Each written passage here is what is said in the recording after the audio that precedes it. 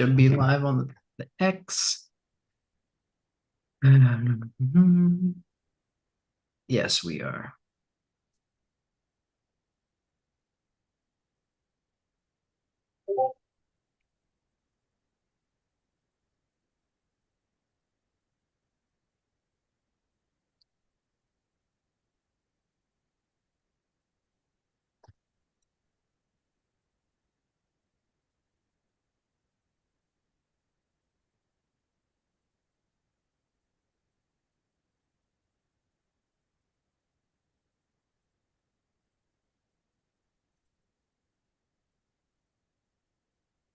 Good evening, guys. We got some people in here joining up.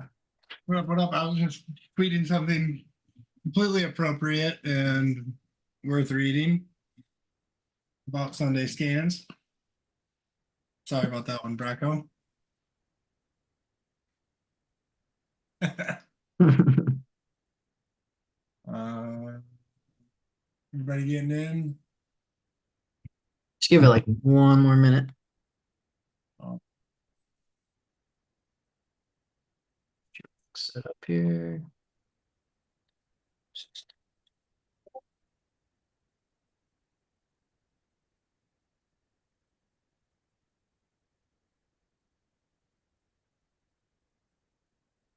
how was the weekend? Congratulations to the Vikings on the 3-0 start. Sam Darnold is the future and the present.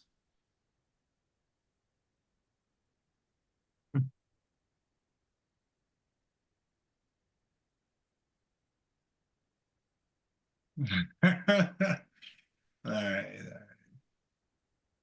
Let's All see. right, Pat, you want to get us started?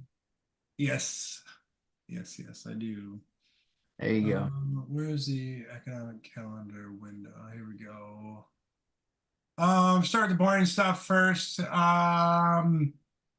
Before we get into Sunday scans, welcome everybody on September 22nd, 2024, 7 p.m. Central Time, 8 p.m. Eastern Time.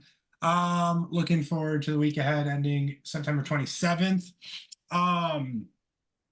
First things first, another fairly light earnings calendar. Don't need to go into much detail. Just going to highlight, I think, just three stocks. KBH Home, another home builder, right? They've been a major leading sector. AutoZone Tuesday morning might give a little insight into the consumer a little bit more. But then Wednesday after market close, we have Micron earnings. There's been a lot of analysts really negative downgrades, and then there's been a few people who put their neck out and upgraded the stock recently on Micron, but it's been a major lagger, down like I think 50% from the highs. Anyways, and then Costco on Thursday after market close. So highlighted mainly by Micron and Costco. Events for this week. Fed blackout period has ended, right? We got FOMC on Wednesday. That means get ready for a slew of Fed speakers starting bright and early Monday morning with Bostic. 15 minutes in, we got S&P PMI, manufacturing services PMI. That will be market moving. So you'll have 15 minutes at market open Monday to kind of start prepping and fill out your stock boxes if you didn't get them filled out earlier. Then Goolsby. And then Kashkari and the Rari speaking in the afternoon on Monday, blah, blah. Tuesday, we've got consumer confidence 30 minutes into market open. That'll probably be market moving, so mark that timeout as well. Wednesday, new home sales, 10 a.m. Wednesday afternoon, I don't think there's anything. That's about it. Maybe these mortgage applications will be moving in the morning for some of the home stocks. Not sure. And then Thursday is more of the big day. We got GDP. I think that's a final revision. Yeah, GDP final an hour before market open. We also have initial jobless claims, and then PCE final revision as well, all an hour before market open. And then one, two, three, four Fed speakers, including Fed Chair Powell, scheduled to speak 10 minutes before market open. Not quite sure what that is yet, if it's like a fireside chat or like a university speech or a testifying. I don't think he's testifying, but we'll look into more of that closer to Wednesday and Thursday, what's going on there. And then Friday, the actual PCE comes in. So Thursday, this is just the final revision, it looks like. And then, yeah, core PCE on Friday. And then university consumer sentiment, 5-year inflation expectations on Friday as well.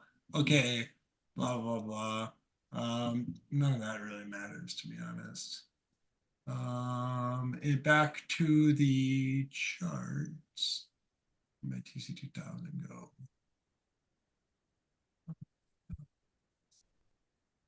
Okay, let's take a look at the market, what it did last week. So here are the 5 candles that I put in, right? The S&P, just the last 5 candles. We ended up closing higher by about 1%, a little over 1%. New all-time high closing price on the S&P, right?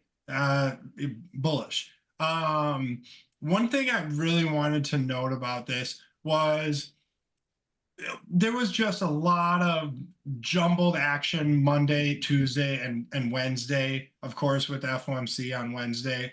And then Thursday, you get this really big gap up that held, right? You didn't see major continuation. That would have been extremely bullish, right? To see it like significantly break away and just, like rip to like 580 or something, obviously.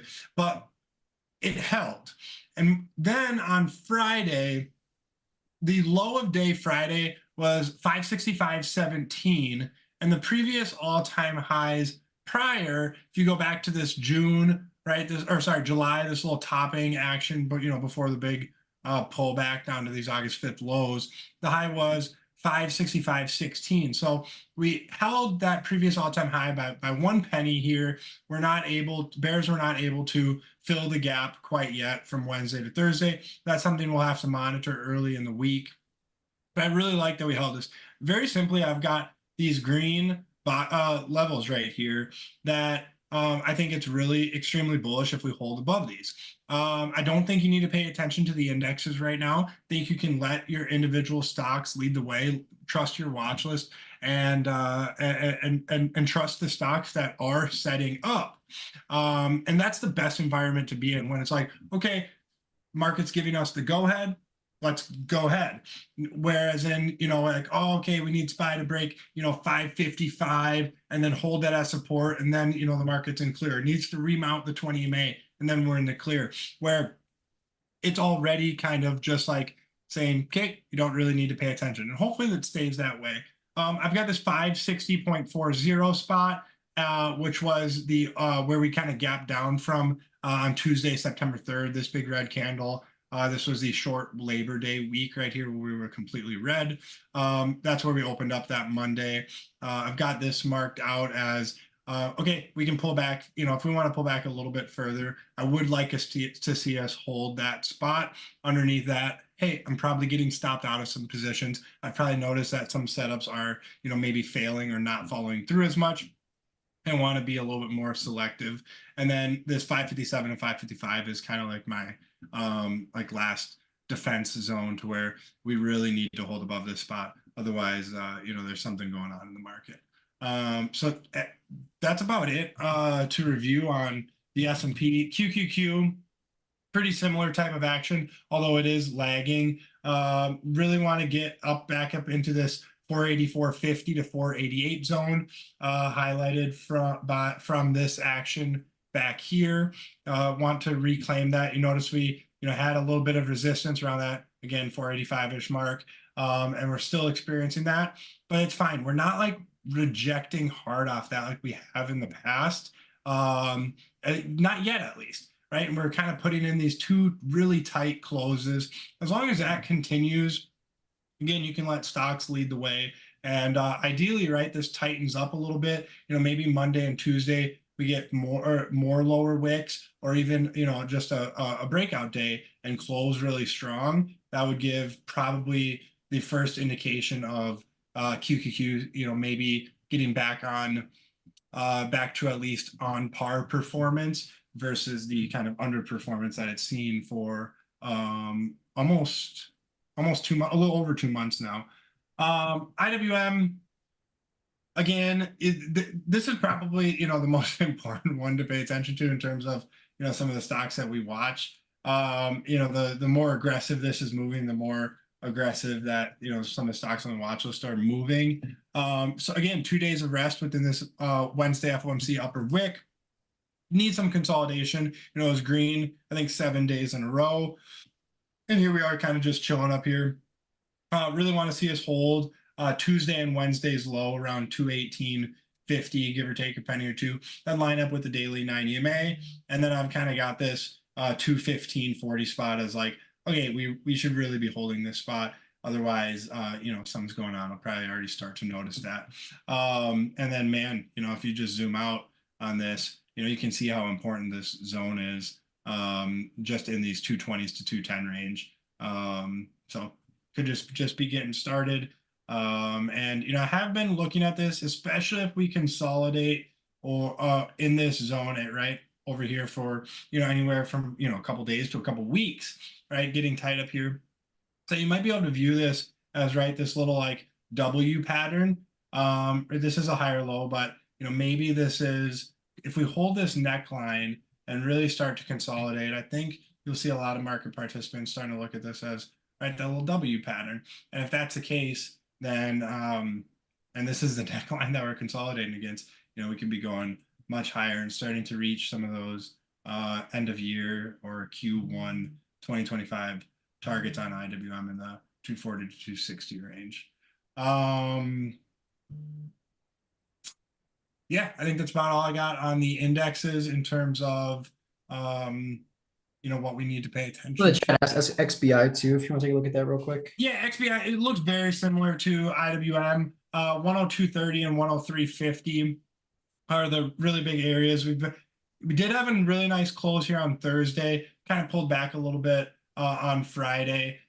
But again, the more we consolidate here, last time it resulted in a little sweep and fail, is what it is. But we held this 95 spot. So this is a clear support down here. This we just need to break.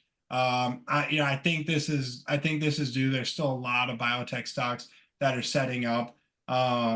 You just need that one like really strong daily close every time this is closed pretty much off the highs every time. And if we do end up getting that, I think daily close over 103.50, I think you'll see 110, 115 and probably by within 2 weeks. I would honestly guess once we get that 103.50 close. So in the meantime, right, I think you can, I think you'd look to keep buying dips on this above the 20 EMA and then look for that close on XPI. In fact, I want to go into a couple more ETFs. Please do, yeah. It's Hack ETF. There's a cybersecurity ETF. If you just go back, and I want to compare this to you guys in the chat have all seen this, right, for me 100 times or from us 100 times, but I want to compare this to SMH down here at the end of 2023, right? You can see this beautiful cup and handle pattern that it broke out of and, basically doubled on the ETF. And then I want to bring up Hack and IGV, right? Very similar type of cup and handle patterns to where really throughout the entirety of 2024, we've been consolidating underneath this 68 spot on the cybersecurity ETF and really looking for this to break out any day. It did have its highest close on the ETF ever, I believe, on Friday. So, maybe this broke out on Friday, right? Maybe we're in the very beginning, day one of this. And then really nice strength versus the Qs too, just, Friday especially. Yeah, because this closed at its high. Yeah, great point. This closed at its highs up 1.3%, whereas in the tech-heavy Nasdaq closed down 0.2%. But still essentially right where it opened. Is that some relative strength? Same thing with IGV. Closed flat, but really nice daily candle. Again, looks identical to the Hack ETF. In this big cup and handle pattern, 1 tap, 2 tap, 3 taps, right up here at this 89 level. And I believe this is another one, had its highest close ever on the ETF for this. And this is your software index, right? So like your ServiceNow is probably like the biggest component of that, or things like maybe like Adobe or Intuit, things like that. So anything that says software down here will be related to the IGB. Might not be directly into it, but related. Yeah, Brucker, I know you got some big things to talk about. Big things. Oh boy. That's right. Okay. I'm Huge excited to things, hear about the big things I have industry. to say. I mean, yeah, big things. All right. Yeah, so I don't know that I have too much more to add on the index side of things. You usually cover that pretty well. And I'd say probably 99 times out of 100, we're on the same page when it comes to the indexes. Um, we're in the green right now. This is kind of like my trend indicator chart, where like any candles below the 20 EMA is red, anything above is green, just to kind of give a simple idea of like, where the trend's at. Um, we're not really that extended. We just came off the 920 and the 50. We've been consolidating sideways for 2.5 months now. And certainly feels like the market could be brewing up for a bigger move here. Now then, the tech and semis have kind of been the lagging sectors, off the lows, whatever. You've seen like the Dow and SPY kind of leading the way. I'd say 486, the spot we need to take out here. We got this level, that's that high from August. These white lines here are kind of the start of the new quarters for this year so far. So we're coming into pretty much the last week of quarter 3. I think we have 2 days next week left in the quarter, like Monday, Tuesday or something. So maybe we trade tight below this level into next week. That could be a possibility. Maybe we get a little shakeout, maybe we pop over, but hopefully that new quarter, we got September OPEX out of the way. Hopefully, the new quarter, we got the rate cut out of the way. Hopefully, with all that behind us, we can kind of start seeing some new things emerge here, and some new trends. But I think the NASDAQ looks good. Maybe let these moving averages come up a little tighter, and we could take out this 486 spot and come attack this gap up here, from when we gapped down on the 17th that started that little correction there. So that's going to be the big gap to take out up there. So the tighter we are before we break through the spot, I think the more likely we can attack this gap with some more strength. And then start making our way back to the highs. But all things considered, it's kind of hard to be bearish with the all-time high weekly close on the SPX. So pretty much simple as that. Yeah, I don't have too much focus on the ETFs right now. We take a look at the T2108, which is percentage of stocks above their 40-day moving average. I mentioned the $70 spot coming into Thursday. We little oversold or overbought on the breadth indicators. You'll kind of see this indicator maybe follow IWM a little bit more, being like the broadest ETF of all those. So saw a little cool down off that 70 spot last week on Friday. That's 70% of stocks above their 40-day moving average right now. So maybe this needs to cool off and build out a little pattern here. You could argue the same with IWM.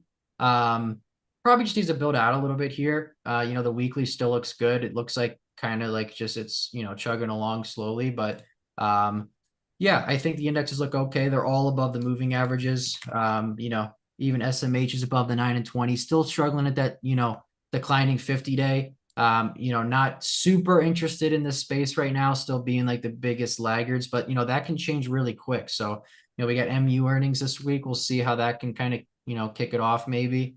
And And yeah, that's Intel PRs, might shake these up a little bit too. yeah, the Intel PRs too. So yeah, we'll see. We'll see. But if we want to get into some stocks first, I guess I can talk about Bitcoin first. I posted a little whatever you want to call it, like a thesis in my channel today on Bitcoin. I was looking at it today, so I took a position in this MSTR on Thursday. I ended up cutting it before the end of the week just because I didn't have enough of a cushion to want to like swing it or anything, and I wanted to kind of evaluate kind of the sector again first in the charts and my thesis, I guess. And I got a couple charts here that I'll share. I didn't want to go back on TrendSpider because I got all these charts saved, so I'll just pull them up. But this is might be a little bit blurry, but you should be able to get an idea what this looks like. This is the daily chart that I had drawn out. So obviously Bitcoin's been in a big consolidation for like 7 months now. It's certainly churned a lot of participants. I haven't been super active in a lot of the Bitcoin names for a while now. We traded them very heavily earlier this year on that big run in quarter 1. We traded the miners and Coin, MSTR, Mara, stuff like that. And I was, looking at the Bitcoin weekly chart this weekend and, it attracted me a little bit. I saw a few kind of key things that I thought I'd mention. Um, you know, with the type of pattern that Bitcoin's building out on the weekly and the monthly chart. It's important to just like be ready, because if that does end up breaking out, the measured move would probably be ridiculous. And I imagine, especially a volatile product like Bitcoin, coming out of such a massive consolidation, it would probably, spark a really big run in some of those names. I think it's, good to be ready for, not necessarily something you need to worry about front running, in my opinion.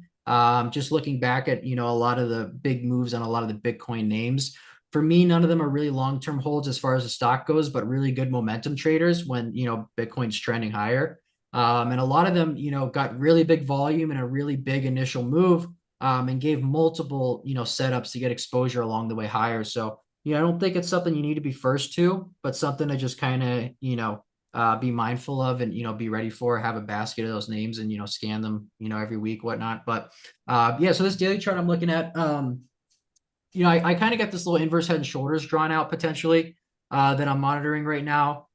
With the neckline potentially being this horizontal line I got here, call it like 64, 65K is like the big spot I'm watching for now. That was the high from earlier in August, and the spot we resisted at middle of later part last week, like Thursday, Friday. So I really like these kind of capitulation bottoms here with the big volume that came in. So think this was July 5th here on this low, and then August 5th, this was the day that the broad market bottomed. So the indexes bottomed on this day. That was with the yen carry trade and everything. We bottomed on August 5th. Bitcoin had that really big sale. Ethereum got smoked that day. And those two capitulation bottoms were like the highest two volume days in this entire 7th month base, which I think is notable. I think that the pattern coming into July was, really obvious. And you could argue that the weekly cup and handle still is, but I think this washed out a lot of people, especially, at the August 5th lows. You got to remember this chart didn't look too hot, at the lows, right? Like Manrev said, markets look ugly when they bottom, right? I imagine this shook out a lot of people and shook up some positioning, which is kind of, maybe what you need to get something going out of a consolidation, is that like wash out and switch up that positioning a little bit, get some people off sides. So I really like those two capitulation bottoms. Pretty much any sellers that were here willing to sell this just got completely soaked up and back up into the range with some pretty vicious rebounds, back up into like the mid 60,000s here, even came back up and tested the top of the handle after this low. And then we put in this little higher low here, which I do like. It was the highest volume in like the last 3 weeks here, that day that we put in this higher low. And volumes like dried up a little bit since. And the daily range on this has also decreased a little bit versus like the earlier months in this handle, which is a good sign because, typically before like a big breakout, you'll see some characteristics like volatility contraction. The range will get really tight. You'll see volume dry up right before a big move. And typically you want that to happen near the higher or the top of the pattern, right? You want it to get really tight near the breakout area. So we're not quite there yet. I think there's still more work to do. These couple lines here were just some imaginary lines that I drew just to get an idea of like, what could play out. But you got the 90 MA, the 20 MA, and the 50 MA all right here in this little, area around 60K. And I'm hoping that we pull back. I saw Bitcoin had a little bit of a push like an hour or two ago up into this like 64K area, but I'd like this to pull back for a little bit longer and potentially retest these moving averages. And essentially what we'll get is, the moving average launchpad setup that, Manrav likes to trade, where you get price to kind of retest and hold the 9, 20, and 50 like all at once. That's, a signal that price has been very tight and it could be a good pullback buy area, maybe around the 60K level. So this is something I'll be watching, coming into this week. Want to take a look at a couple other charts I got here. So this is the weekly chart here, on Bitcoin. So this is just like the basic pattern we're watching. I got 65K as like the first spot to take out. That would be like the first positive development for me, is if we take out 65K. There's a lot of supply up here, and this is a really big resistance. So I'd like us to tighten up a bit below 65K. Maybe a high tight inside week or just some sideways action on the weekly. Maybe that coincides with like a daily pullback into those moving averages like we talked about. So, a dip down on low volume, low volatility down to the 60K area, I think could be attractive. One thing I do want to note is these two higher lows, or these two lows, really the capitulation low on 8/5, August 5th, where the market bottomed. We held this 50-week moving average, and we held it again on the recent higher low. We're seeing some pretty strong buyers off that area. And I think if we could take out 65K, 70K is really going to be the next spot. And I think through 70K would really confirm like this, larger time frame breakout out of this cup and handle. On that 50-week moving average, I did pull up a chart that I thought was interesting. This is a weekly chart of Bitcoin, going back to early 2020, so basically the last 4 years. And you can see this green line is a 50-week moving average. This has been a really big pivot on this chart. That's like kind of spot it, kept getting bought up at the highs, before it topped out after that big run in 2021. And then we kind of rejected and resisted at it on the way down. And, we held near it in this early base in the early part of 23, throughout middle of 23. I remember posting about this little base on Twitter into the 50-week too, middle of last year. And now we're back up at that 50-week moving average. We got a major capitulation low off that spot and another higher low off that same moving average. So I think this 50-week is notable. It's not something we could just get long all the Bitcoin names based off of this, but, it certainly helps add some conviction when you see, this moving average has been, a big spot to watch on this chart. And then I just posted the seasonality. This is just the last 10 years, so I don't have anything further than that, but this is back to 2014. This is the win rate for Bitcoin each month, basically on average over the last 10 years. And you can see August and September, typically on average, are the worst performing months for Bitcoin over the last 10 years. And, the way I look at it is, throughout the worst 2 months historically of the year, Bitcoin basically put it in like a major capitulation low on its biggest volume in the last 7 months and built out, really big support at the 50-week moving average near the bottom of the handle. And now we're entering October here in about a week, which is the second best month of the year for Bitcoin with an 89% win rate.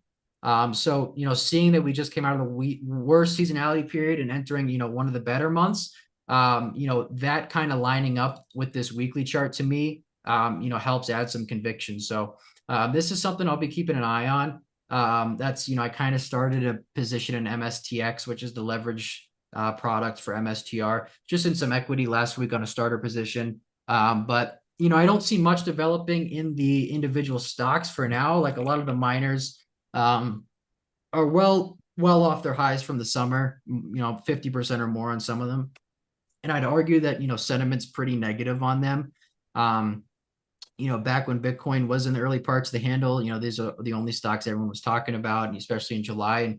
And, talks kind of died down on these and they're pretty beaten up. So, there's nothing, I don't want to just like DCA into these because these can just keep going lower. Bitcoin has no momentum right now in like the shorter medium term. So it's just consolidating. If that's consolidating, these usually typically, sell off. So not much interest in the miners just yet. But MSTR has held up really well. I really like the weekly base on this up here.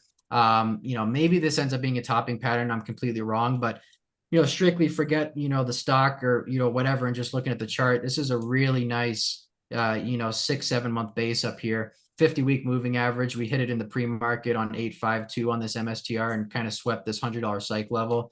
And ever since then, we've been tightening up a little bit here. And this week, the chart was attractive to me. I might end up buying this back this week. I think 150 is going to be the spot for me on this. But this is probably the best looking name, up there with like something like a Coors or something looks really good too. But I got a good basket that I'll be watching on this. I just wanted to kind of give my thoughts on that, Bitcoin. And, I'll be watching the sector for, positive developments, over the next couple of days or weeks. I don't think there's anything I want to buy with like high conviction yet. Potentially the best way to play this will be like IBIT or just BitX, which is a 2x leveraged ETF.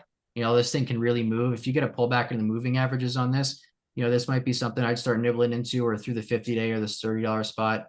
Could be something. So I don't want to spend too much time on this, but that was the, kind of the thoughts I had on Bitcoin that I posted earlier today that I'll be watching on that. So there's that. As far as individual names go, I'll be honest, I got a bulk list of, some of the best stocks that I'm, I keep my eye on and tracking, and I'm not going to go through those on the Sunday scans because it would take like 2 hours. But I got a list, I'm sure TSDR does too, and a lot of you guys, of like about 50 to 60 stocks that, kind of on my like needs more sideways list. So like stocks that could rest for a few days and I'd be interested in them. But being real, a lot of the best stocks in the market are trading near their highs right now. And they're already extended from their 9-day moving averages and just don't really have any actionable setups. So I try to pick out like the most actionable ones to talk about today that I'll be watching this week.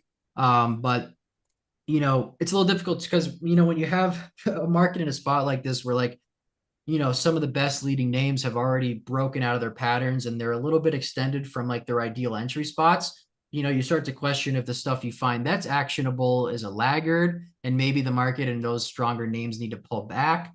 So it's a tough spot right now, but I'm just going to keep monitoring setups and see, how they follow through and stuff like that. So I'm not going to go through that bulk list right now, but I'll go through kind of the names that I think could be actionable, in the next few days or the early part of this week that I'll be watching. So starting at the top of the list. So I have this ASTS here. I was talking about this last week. I think I brought it up in the pre-market one day, maybe Wednesday or Thursday. And it was trying to build out this little EMA crossback below this $30 level. And I kept saying, like, man, a lot of people are watching this. It's a little high and tight after a big move. The problem with something like this is, this was such a monster mover and rode these moving averages so well. And it was, believe it or not, I think really hard to get into for a lot of people because it just surfed those moving averages and never gave like a deep pullback. It kind of just steadily rise throughout this base and kind of built up momentum as it went. And then after this big earnings day on 8/15, this attracted a lot of eyes. It put in like a little short-term blow-off move. And, the story's known now. And, there's a lot more eyes on this than there was back here. And it got a little bit crowded. You could argue that it still is a little crowded to the long side, but, the chart, matters more than any of that. And I did say that, a pullback and a higher low at the 50-day moving average could be a really nice, like potential dip buy opportunity on this. This pulled back into this 25 area in like the second week of September, and it got, really nice dip buys here at these lows and ripped back up. And, it failed out of this EMA crossback pattern on Friday. I would love for this to come into 25 and either sweep the previous low in the 50-day and find support there, or just put in a higher low that's potentially tradable. And this builds out a bigger sideways base through 30. And my biggest thing was I really wanted some more consolidation on the weekly chart because it was really high and tight, considering that this just went almost 2,000% in 3 months.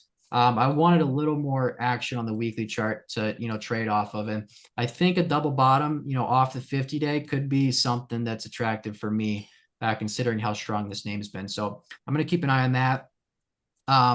So a few guys were mentioning DraftKings last week, and I was interested in it. There wasn't really a setup for me to buy yet on this, but this is becoming a little more attractive. So the weekly chart, you got this potential big like cup and handle look, right? Big base. I had a massive trade on this in early 2023. After this big earnings gap up in February, traded this pullback and rode this thing throughout the summer. And this thing had a pretty deep pullback in the middle part of this year throughout the summer. I mean, this thing fell almost 50% off its highs at this $50 area. And this had like a major undercut and rally here in August when the market bottomed. So this was like the breakout level from this consolidation in the summer. And we just came below it and kind of had like a 2-bar reversal, right? Where we came back and just popped right back up through. Now it's right back into this upper trend line and into the 200-day moving average. So this like $40 spot is, to me, the weekly trigger on this is going to be like $40-ish. That's like your downtrend line out of this handle.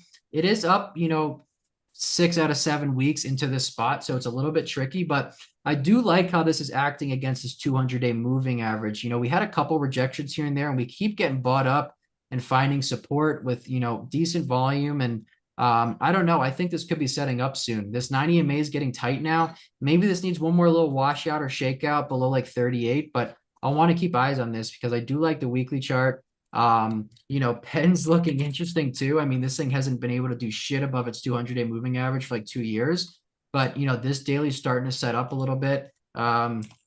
We were looking at FLUT too, which has just been a monster out of this weekly base. I know this is what Druckenmiller holding, maybe this FLUT, if I'm not mistaken. So this DraftKings looks interesting. I'm going to monitor it. I don't know that it's like, if it's the best name to be watching right now in the market as far as what's moving around and what the themes are, but I'm going to keep an eye on this.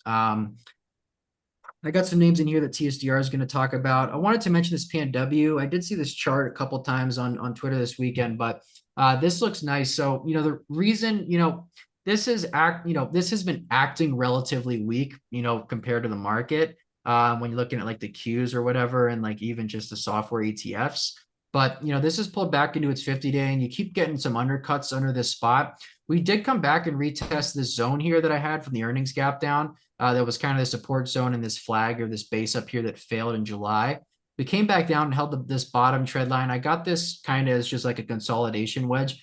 This has been showing a little bit of relative weakness, but I don't view this as really like heavy selling. I mean, you have no distribution days above the 20-day average volume at all. To me, this looks more rather healthy, and like this could be accumulating down here at the 50-day. I do like the weekly chart. The weekly looks really good right into the 20-week, could be like a bigger cup and handle type pattern. Reason I want to watch this is just with that IGV cup and handle you were talking about at all-time highs here.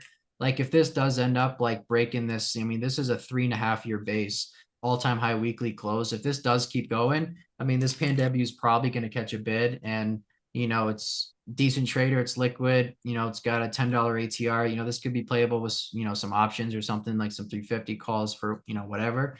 But I want to keep an eye on this. These are tougher patterns for me to buy. It's a little loose, and the moving averages are flat or somewhat declining. So this would be like a wedge pop buy, maybe. Maybe get like, really nice. I mean, we had a bullish engulfing day on Friday. Maybe like an inside day below 340 could work, for Tuesday. But I want to keep eyes on this. So this is what I'm keeping an eye on. Piton 2 still looks really good. I'd probably just trade this with some shares, honestly. I think this attempted to break out Thursday and failed, and put in this like bullish response on Friday, which is really nice. It like undercut Thursday's low and closed near the highs on Friday. This got like a ramp near the end of the day, I think. Yeah, on Friday. So this showed some nice strength. I think $5 is going to be like the trigger on this $5 spot. So if this gets tight and gives a few days under this $5 spot, and you get these moving averages to get nice and tight, I mean, this is going to be, this is a sweet little setup here. You got like a weekly EMA crossback too. We got above the 50-week moving average, which it's struggled with a few times in the last 2 years. This could be something. Another really similar weekly look to this is this Zoom here. So this Zoom, I got this downtrend line on the weekly taken out. You got the 9 and 20 getting over the 50. So you got a weekly launch pad setting up here. You got a nice little double bottom base. TSDR talked about, maybe an undercut of the 66 spot, and a little shakeout would make this setup better. I agree. I also do think this could be ready. I'd watch like this 68, 69 area early this week. This had a massive move this was earnings, right? On August 22nd. Its highest volume in 2 years, which I think is pretty notable. So usually, when you get the highest volume in 2 years, this next consolidation pattern should give something, even if it doesn't end up giving massive follow through. Think it could be worth a shot. This is just another weekly chart that looks like, your Piton or whatever. But I do like this. I let a really nasty close on Wednesday. It was down like 3%, and then it gapped up Thursday and put in a nice response on Friday. Moving average is tight. I mean, this looks good through this trend line. I think this is worth a shot for me. UPST kind of in that category too. So TSDR unit, you ended up playing this a little bit on Thursday. This looks pretty nice. So this put in like a little double bottom pattern at this 3250 I got marked out, which was the high in July. This gap down pretty hard on Monday last week on an offering, and it bottomed on that offering, and it was up 8% the next day. So, there's still an appetite for this stock right now, even after an offering, after gapping down. Really bullish response off the 50-day. I would love this to give a couple more days right into the 9 and 20, build out a nice consolidation pattern below $40. And I think this could be playable. The weekly still looks really good, getting really nice volume last week. I mean, this looks great. I think this could still be like just one of those momentum names, daily trader type stocks. It's got a 8% ADR almost. So, why not keep this on the list, I think. Unity in that same like kind of growth basket, as those names. This thing had that really big move out of the space. I know, a lot of the guys in the Discord caught this off the flow and everything. You guys were pounding this thing. I didn't end up getting a piece of it, but I do like how it's been building out the last few days. Could tighten up a little bit, but man, this responded so well Friday to that gap down and pushed right up into resistance again. man, I'd love to give like 2 or 3 more days below this spot. It's probably a lot to ask, but this could be really nice out of this spot. I mean, you still got, 20% room to the 200-day above. It's been really beaten up, neglected stock. Anything positive on this probably gets, bought up. So I think this is worth keeping an eye on.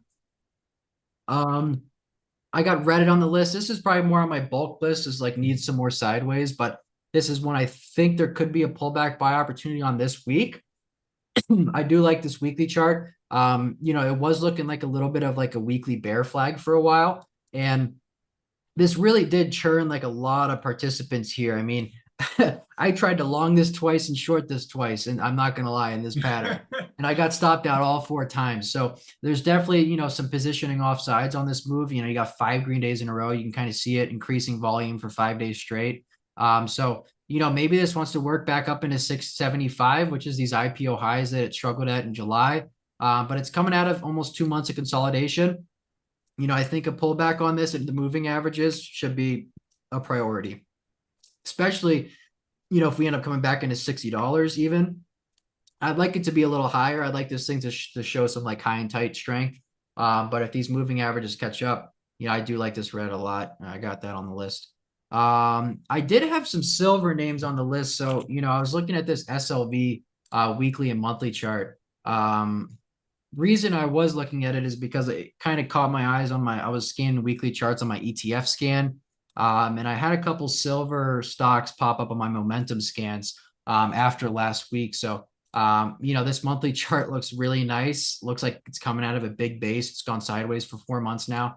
Kind of like the laggard to gold. Gold's really been ripping. So I don't know if this follows through or not. But a couple of these names I was looking at that look interesting. There was one I really liked in here where so this MAG looks really nice. This is like my favorite chart in the space, Mag Silver Corp. So this had like the cleanest base and setup to me, where this went sideways for like 5 months and broke this base with some strength on Friday 2 weeks ago and followed through Monday. And now you got like 5 tight days into this 9 EMA, like retesting this $14 area. If you kind of want to drive some like horizontal resistance here at this level, it's holding high and tight above this spot. Man, if this breaks like Thursday's high, I think this could be playable. I do like this weekly chart. It's coming out of a big, big base. This could be something to watch. I also had PAAS on this list. This has like sort of the moving average launch pad look. If you get the 9 and 20 to get over the 50 and this 58 to flatten out a little bit, this could be really hot too through this spot. I did have a couple other names, SILV too. So I'll be watching a few of these. I don't know if I want to get involved or not, but I figured they were worth mentioning, on the list today for Sunday scans. Bitcoin names. I got this Wolf. So we've been talking about this. This is a name in the Bitcoin sector, I believe. And we were watching this early last week. This tried to break out a little bit on Thursday and faded off. So this $5 spot's going to be really big for me. I've talked about this a few times, how I want this to build up into 5 and put some sideways action below that spot. Potentially that could line up with some Bitcoin movement. If that gets tight below 65K, this could work up into that. But this weekly chart still looks really good, I think. You got like a really big base breakout here, just massive volume since the summer. I mean, huge volume on this thing. It broke out. I mean, it made a 200% move, and it's had this big undercut and rally, and it's getting tight on this weekly chart. So you can see, this $5 is going to be my weekly breakout level. So right now, this doesn't have any like short-term or medium-term momentum. It's kind of just been sideways. You could see all the moving averages are flatlined. So for me, I really want to see a big weekly level get taken out, and for this to build some momentum for like me to want to get involved, right? I don't want to just diddle in the range or whatever. So I want to see this come up into 5 and get tight. I think this could be very attractive. And I talked about MSTR. I'll let you mention Coin if you want. I know you were messing around with Coin late last week. I got some other really solid names on this list, but I think I'm gonna leave that to you for your round of tickers. All right. Great coverage of those. I was curious which ones you're going to end up talking about. Hey, first and foremost, I'm just going to kind of not necessarily rapid fire. I'll go into some of these, but first I do want to talk about the big movers on Friday. Screen's all up. Okay, we're good. CEG, as you know, signed that big deal with Microsoft, 20-year agreement, like 800 million a year to reopen 3 mile, whatever. So this was up 23% to new all-time highs, highest volume ever on CEG on the back of that news. I still think that was a massive catalyst for this. And this is that all-time previous all-time high market. This is what I was talking about, all day on Friday on Zoom, was this 236.30, which is previous all-time highs, and this opening price, which is this dotted line. This is really, look, it never closed below the opening price, first off, on a 5-minute time frame. Lower wick, never went below the opening 5-minute low, and just kind of built this out. 15-minute consolidated, again, held, tapped into the 90 MA, and then trended. Like, it might not look like much, like when you look at this intraday, but that is a 23 point move, 8% intraday. So like that's huge, first off. And considering that the PR, the volume, all things considered, this is very possibly gonna turn into a really big theme going forward for quite a while. It already has been, to be quite honest, at least in terms of data center and AI energy. We've seen VST. Here's just like the multi-year chart of VST, broke out of this base and is up basically 5x in 2024, or end of 2023 and 2024. From that, this also gapped on this, was up 16% to new all-time highs. NRG, there's another one, also right around these all-time highs. Another one, big base, and then basically doubled. And then a few more with mostly the second part of that PR, which was the 3 Mile Island, which is like a nuclear city or whatever, where there's a big nuclear reactor. There's actually a documentary about it on Netflix. I remember watching it a couple years ago. Really cool. If you haven't watched it, go back and watch it. Sad shit, to be honest. Anyway, it brings up some of these more nuclear related type stocks. OKLO was the strongest one intraday. It was up 27%, traded 50 million shares. This is a former SPAC. Sam Altman, the OpenAI guy, he's kind of weird guy, but I think at least, but I think you have to be be creating AI and human robots and destroying the world and all that stuff, or at least in the next probably 100 years. Anywho, big volume, OKLO, must have on your watch list, huge catalyst. Dude, I'm trying to decide if these are like sympathy episodic pivots. You know what I mean?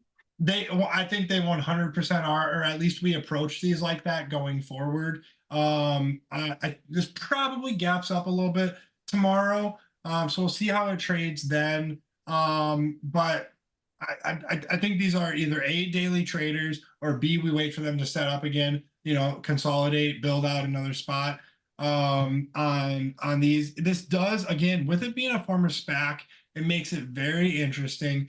First off, we've seen some of these go nuclear, go absolutely nuts, right? But we've also seen some of these reach a just crazy amount of supply just due to the mechanics of how the stocks are organized. Maybe insiders will be able to sell if we pop up. I don't know. Someone smarter than me can research that. Until then, I'll just play the charts. And then there's NNE, which, if you guys remember, just back in June, this thing was a new IPO, made its, no one paid attention to it, pushed over these IPO highs, retested, consolidated, and then all of a sudden started getting some PRs and went from $7 all the way up to $37. And this came back in, held the IPO highs again twice, and pushed up again and went from another $6.50 to $16. So this thing just has crazy range for a great trading stock. Probably a little bit too much range to comfortably swing trade for months, but you can hold this overnight, if you get one of those good starter positions. Anyways, on the most recently, a little bit of a lower volume pullback, and then this high volume breakout. I think this is on watch tomorrow. You got all the MAs right here, either high tight inside day, red to green type move. First area I'd be watching about this 16-17 spot. Then if you end up breaking that, you still have a big area up into the 30s. SMR, this one faded off a bit on Friday. I still like the way that this looks. It is over this like $10 base, and maybe even just like pulled back in and held this little $10 spot. If you look at this as on a 30-minute, right? I think these are going to be really good traders. And I think we need to keep our eyes on them. I don't think I'm going to enter anything immediately tomorrow. Might day trade them back and forth, but you guys know I posted in my channel a list of all related, not all related, but I thought the most important related energy or renewable energy, uranium, coal, utility type stocks that will be related. I do have a few of those on the list. Shout out to Jim Drew in the chat. This BEP I think looks really good. Them and CCJ are 50% owners of Westinghouse, a really cool nuclear company, which is not public. But anyways, into some of the watch lists here. TEM. First off, if you guys have noticed, I've been trading a lot of like relatively new IPOs. CART still in this position. From whatever down here at 34.90 has been straight up. KVYO, right, relatively new IPO. This has been trading really well since entered down here at 29.90. By the way, I think KVYO is setting up again. If anybody didn't get an entry, double inside days. I think we can trade the same setup if you undercut these double inside days, much like we did back here, and then reclaim that double inside day close. And I think you can go ahead and take an entry on this, tap the 9 EMA, give a little kiss to that 33 spot. It'd be good to go. Anyway, brings me to this Tempest AI. Connor Bates and a few other people that I greatly respect have been posting about this. Started really looking at this on last week, Monday. Was kind of bummed that I ended up missing my entry. If you look at this, here's a big 30-minute candle in the middle of the day that really caught my attention. Then I was like, okay, let's just see if we come back in and retest this little zone and hold so we can get a bit of a tighter risk. And then we really just came slicing throughout the rest of the week and just kind of danced around. But we've built out on the daily this fairly decent base. But keep in mind the way Reddit, Rocco just described kind of the way Reddit like churned people around in this base.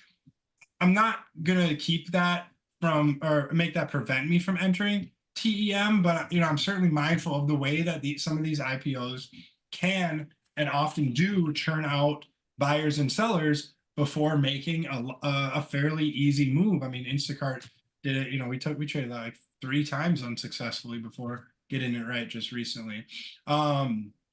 This does have massive range. It trades about I think like 13% a day, 12% a day maybe, in terms of up and down movements intraday, right? That's like Nvidia moving or Apple moving $25 a day. Just put it in perspective. Anywho, this like 55 to 56-ish zone I think is really important. Again, what I like to see is on the 65-minute is for us to come up, tap this for a third time, get nice and tight, put in a few little candles, a couple, 3 or 4 candles nice and tight underneath that spot. Give me a clean area to risk against. Then we can go ahead and get in and take that for a breakout, risking, $2, $3, $4, and then shooting for, right mid 60s, low 70s. You went over this Piton. Another one I like is this NTNX. I'm going to go over some of the IGV stocks. Almost entered this on Friday based on this weekly chart. So if you look at this, the weekly chart, a lot of that was grabbed on Friday, Thursday and Friday, where you undercut this, tapped the weekly 9 EMA, and then started pushing up on Friday quite a bit. We opened up on Friday around $58, ended up closing over 60, near 61. So a lot of this weekly candle is Friday. If we get an inside day on this on Monday, on Tuesday, I will be buying this either 65 calls or shares and targeting right up here in the top of the zone around 72, 73. That's on NTNX. Workday, I've been talking about this one for a while. Have not been able to get an entry on it or take a trade. Was watching this 253.20 spot. coming into the second half of the week. If you can see, that's the highs from Friday, Monday, Tuesday. The week prior, I was looking at this 257-ish spot. Again, you can see that's the highs from previous Tuesday, Wednesday, and Thursday. And then this trade on Thursday on this gap up immediately, sold off at open. Never even, giving us a signal to get in at all.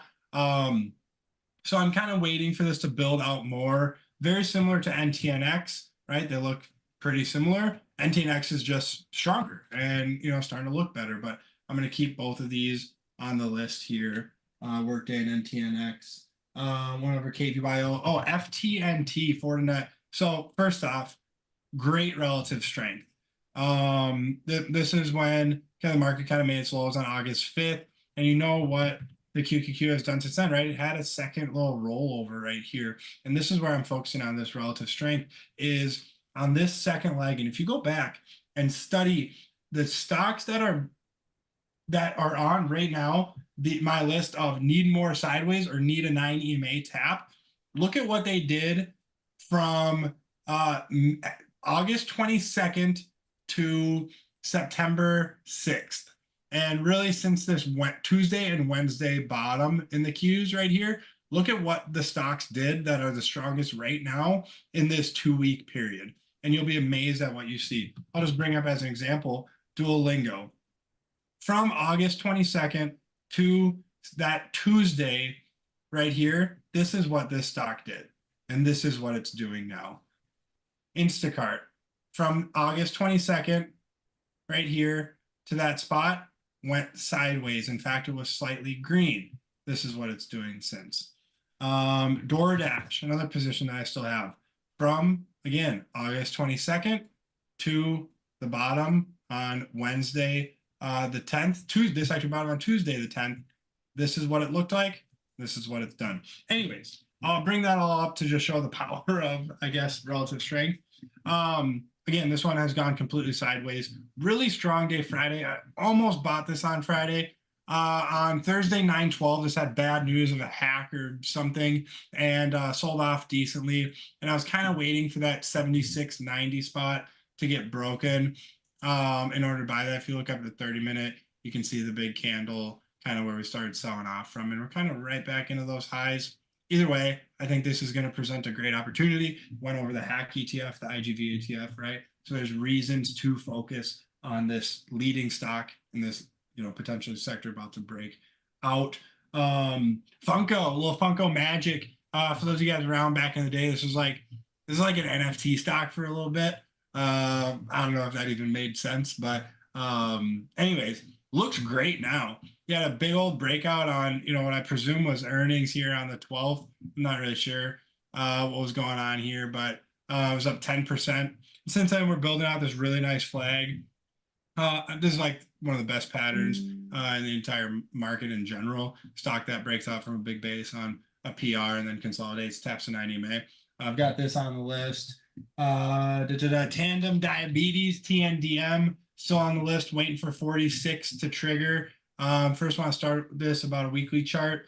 Been extremely tight for 1, 2, 3, 4, 5 weeks. I think I've been talking about it for 1, 2, 3, 4, 5 weeks. You guys are probably sick about it already, but yeah, $46. I think triggers this. Friday's high was $45.98. We break Friday's high, I think you're good to go. Almost bought this on Friday. I was kind of sitting there waiting for it to, set up a little bit, but the first 5-minute candle was just like wild. This is the first 10 minutes right there. Anywho, yeah, 46 TNDM looks great. Call your grandma. Starbucks, I think this looks great. Here's the high volume open, high volume close. We're sitting right here at the daily 9 EMA, holding above this high volume close when they fired their CEO or something. Oh, they got Chipotle's guy. I do really like the flag that this is building out. Each time, right, this came tight down into here and then went on a nice run and then like randomly sold off a shit ton down into 20 EMA. All that, big open, pushed up towards highs and is now consolidating pretty tight down here. If you look up the 2-day, we don't really use 2-day that much. It just kind of shows, that it's consolidating really nicely, blah, blah, blah, blah. Okay, cool. So Starbucks looks great. Again, what we want to see here is a 65-minute, get nice and tight up near this breakout spot, near 97-ish, 97.20, get 1, 2, 3, 4 sideways candles, tight underneath that spot, give us a tight area to risk off of. Bing, bada, boom. You went over UPST. Tesla, high tight inside day. Yeah, I didn't go over my positions, but please talk about this. Yeah. The big breakout day Thursday, Brocco, you bought this right away at market open on this push here over the opening range, just under 235. And then we had a high tight inside day on Friday. Chalk that up to OPEX, whatever. Either way, awesome. If you end up breaking these highs, this will move very, very fast. I feel like my gut tells me, my heart tells me that this might try to undercut this a little bit, come back in, gather some more steam, stop out some 235 buyers, and then go. So I'm prepared for that. And I think we should be too. That doesn't mean adjust your stop. That doesn't mean you position for that to happen, but it just means be mindful that if you do get stopped, don't lose sight of this, because I think this 65-minute still looks phenomenal. And if you look at this one like a daily chart, you could just be pulling in, undercutting a little bit, building out, and then rounding up. And this could easily get 260s, 270s. I don't want to jinx it, but it's up 2% overnight trading. There we go. Either a gap up and a break the inside day high I'd want, or a weak open down near like right below Friday's low and a big buy up at the open, red to green. That's what I want to see on this. I'd love a gap down, red to green. I think those are. You'd single-handedly buy that thing up for us. Yeah, I would be all 99.8 million shares that it traded on Friday. I'd be the entire state of Minnesota in on it. Hey, YPF, still in this is an Argentina oil stock. Apparently I'm super bullish on Argentinian oil stocks, but Brocco, this was the one that I thought looked like Service Now. Still. Okay. Yeah. Or I think we're sitting like right around here on this thing, maybe right around here, where I ended up getting into Service Now on this 827 and then getting stopped out a little bit later. Anyway, yeah, I still think this YPF looks great. This could use some consolidating. We'll probably end up, buying more of this if we tap down into the 23s. But yeah, willing to sit through this. If it wants to do some of this and then get going and break out, because if it does break this 25 spot, yeah, I think you've got a really nice pattern to work with. PRCT. Man, I've been talking about this for a while, but you got a little two tapper right now, up around 85, 86.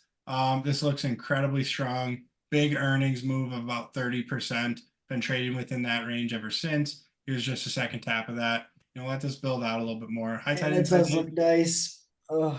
This could go red to green tomorrow and break out and see $100 by the end of the week. Could build out still within this range. Even better if it does. The longer this goes sideways, the better. But just be prepared.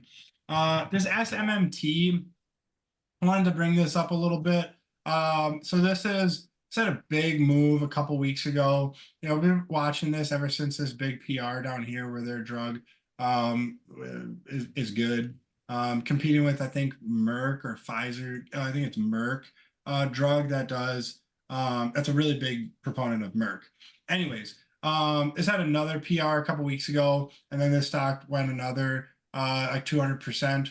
Pulling back here, I personally think this needs to build out more. And on the second part of this move, you can compare it to ASTS a little bit, where I think we are closer to here, where this needs to build out further.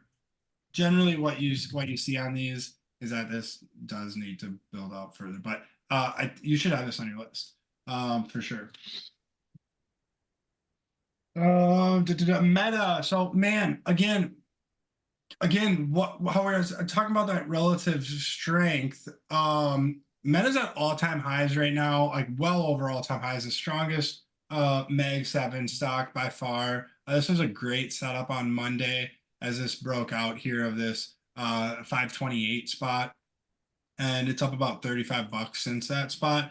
Netflix, I think, is the second strongest one. I still think we should have this on our list. This is another one that kind of reminds me of this like service now build out.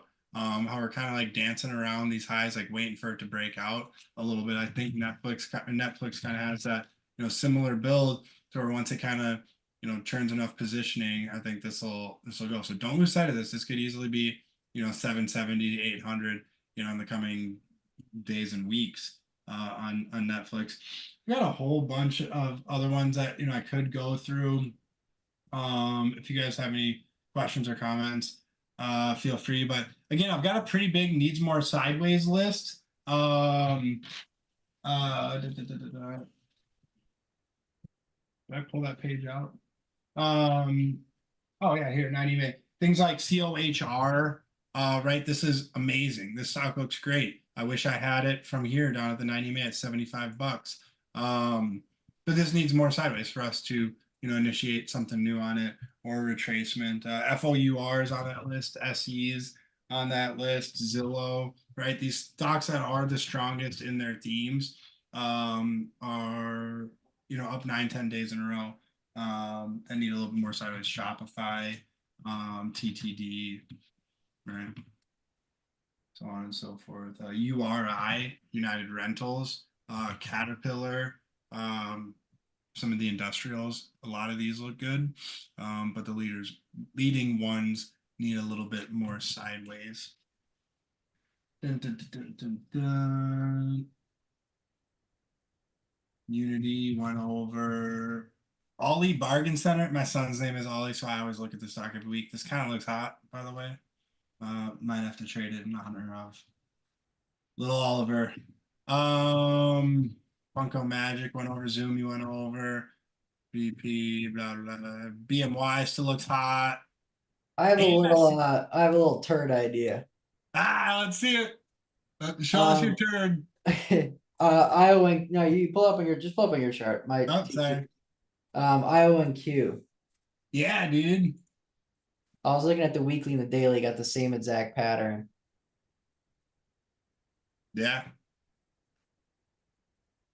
You said it, folks. Thought throw a dart, see if it sticks. I don't know. It could get, I mean, this thing can move, so why Yeah. not? See if quantum computing gets a leg in that sector. QBTS, lot lizard of them all. What else is the other? QTUM, SETF. Yeah, that looks kind of. Thoughts on ADMA? If anybody's got any stocks wants to go over, yeah, it looks great. I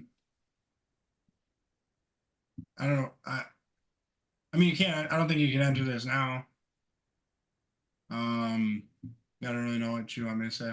Just needs to pull back. It's extended up 7 days in a row. Kind of just what I said. I mean, good name. Look for pullbacks into the 20 or something, but a little far gone. DY Dicom. Yeah, this looks great. Again, needs a little bit of consolidation. I think if you view this right as a little rounding spot, let this build out here. Build out a little cup and handle pattern type thing. Tap the 9, you're good to go. On this Dicom, we'll check out the weekly here. Yeah, get a little bit of weekly rest on it, you're good to go. DocuSign. Yeah, I was looking at this inside day on Friday. Maybe this is like a little bit of a little W pattern right here on this. Man, this is just a monster weekly range on this. It's got no momentum right now. It's just stuck in range. A pattern within a range is like extremely dangerous because they're prone to faking out. I see why you're looking at it, but just be a little bit careful. MU, yeah, this is dope. Sorry, I didn't mean to type that in the chat. MU, yeah, still just chilling down here in this $90 to $85 zone. We'll see on earnings. If this breaks out on earnings, the chase is on. If it breaks down on earnings, probably capitulates. TGTX, yeah. This one had a pretty big down volume on Friday, but I still think it looks good. I can just chalk that up to OPEX stuff. Let's check out the weekly. Dun, dun, dun. Yeah, weekly is just kind of grinding away. Listen, guys, this does look good. I think you're better off with trading XBI, to be quite honest. MBLY, yeah, Shitco, MBLY. Nah, nothing on the charts. KGS, Kodiak Gas. Yeah, nice little flat top breakout here. Nice look. Nice look. Ideally, you get 1 or 2 more days, maybe 3. Tap the niner, you're good to go on this. This looks hot. Good find, good find. DJT. No, I'm not going over this. This is what? Okay. Let's be serious, guys. Don't be dumb. Goosehead trading under 90 bucks. I think this looks good. Again, I've been talking about this one for a little bit. It's more of the weekly that I think looks phenomenal, which I thought was a really good buy down near $80. Bucket list guy, I got Wing on here. Yeah, this is another one that's on my needs more sideways list. Man, if this consolidates over 400, 405, taps the daily 90 May, this thing looks really good. Man, this thing's been an absolute monster. By the way, food stocks and like in general, consumer stocks are some of the best performers. Right, you've got your revolutionary tech stocks that are, of course, the biggest movers, and then consumer-focused stocks are like always massive movers. So everyone's like, "Oh, why is Abercrombie moving, or why is Wingstop moving?" That makes no sense. Listen, consumer-facing stocks are incredibly powerful. Remember that. VITL, what is eggs? What are we eating? Eggs? Dude, I actually hold on. Okay. I was looking at this, I'm not gonna lie. It was on one of my like zoom out on the weekly chart. Look at this Yeah. base and how big this move was. Like this could just be building a base down here, like FSLR or something, you know?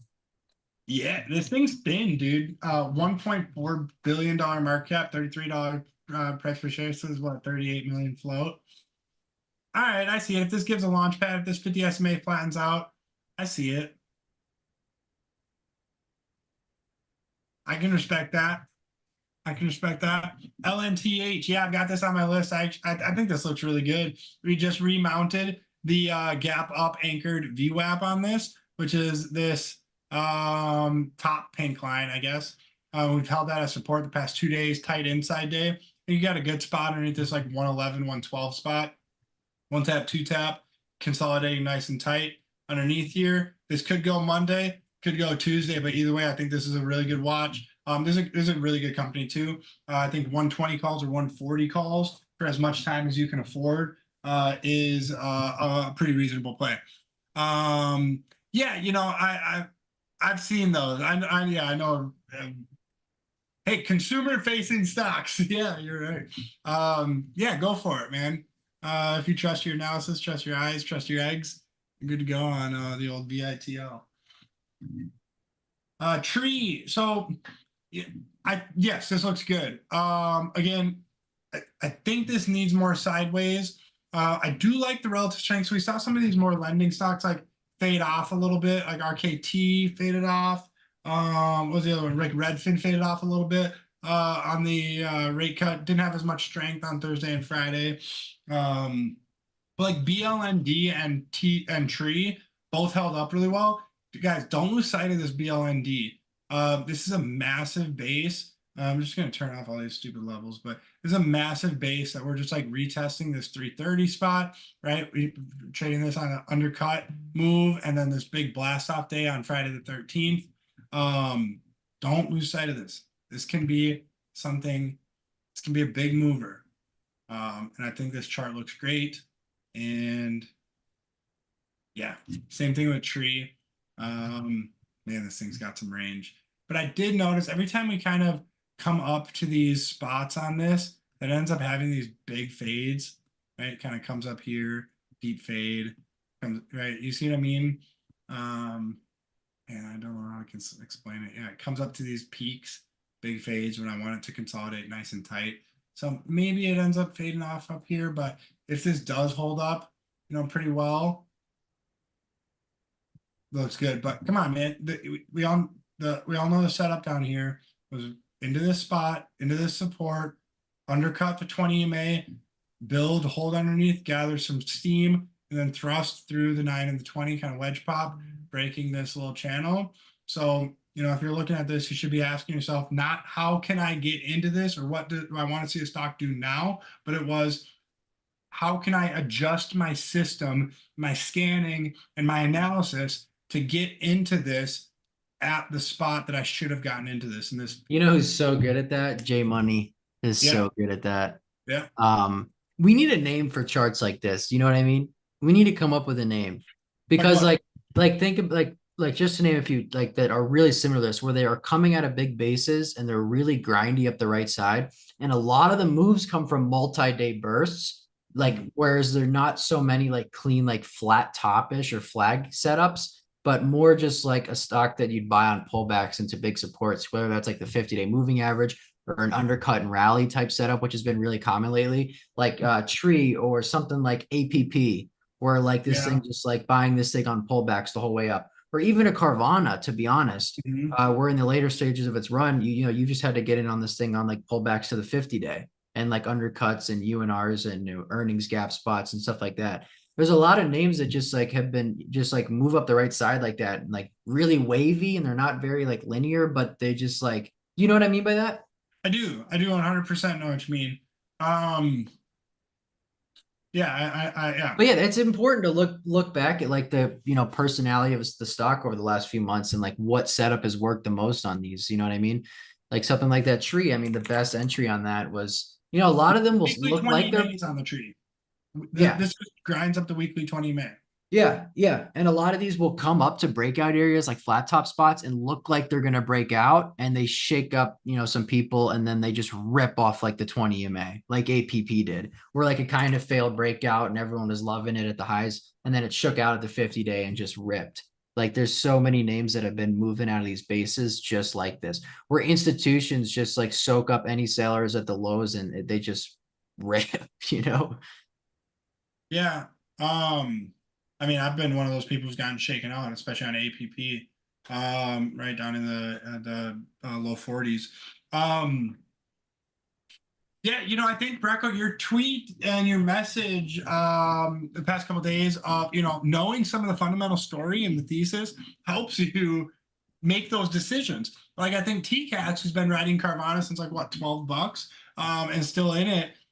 He knew the fundamental story and the thesis behind it and what they were doing in the background as to why the stock has gone from $3 to 160. And people who are in this APP who know the fundamental story of this and why this company is has such a strong advantage compared to its peers.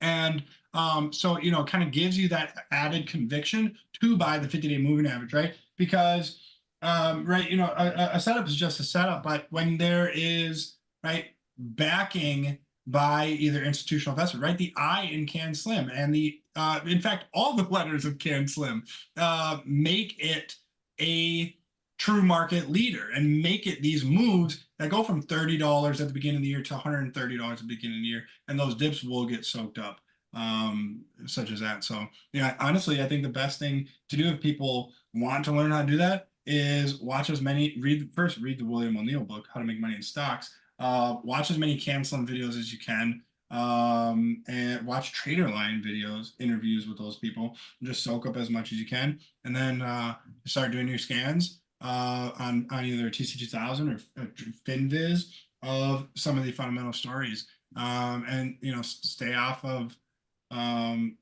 stay away from stupid people, and surround yourself with smart people, and trust yourself. I hope that makes sense. But yeah, people got some more in the chat stocks you want us to go over. BMY looks great. I think they've got some news coming this week about one of their drugs. Yeah, double inside day, double inside weeks. Oh wait, no, not double inside weeks anymore. Yeah, this looks great, man. Hopefully this breaks out. I think it's got a lot of potential on that. SLUN, let me see. Yeah, pass. I see what you're seeing on this, but wait for the first move. Try to catch the second one.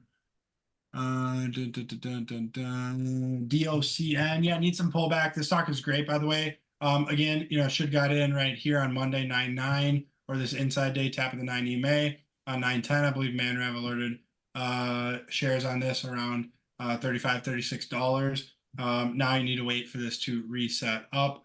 Weekly looks good, but again, probably need some sideways action. Da da da da da. What else we got? What else we got? Talking about some SMCI. Dun, dun, dun, dun. Okay, okay.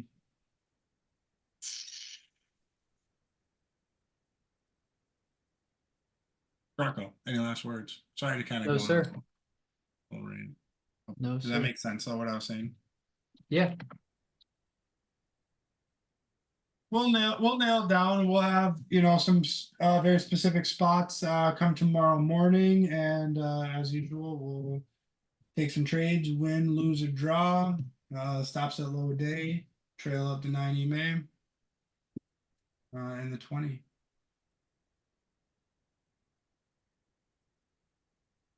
Call your mothers, drink more water.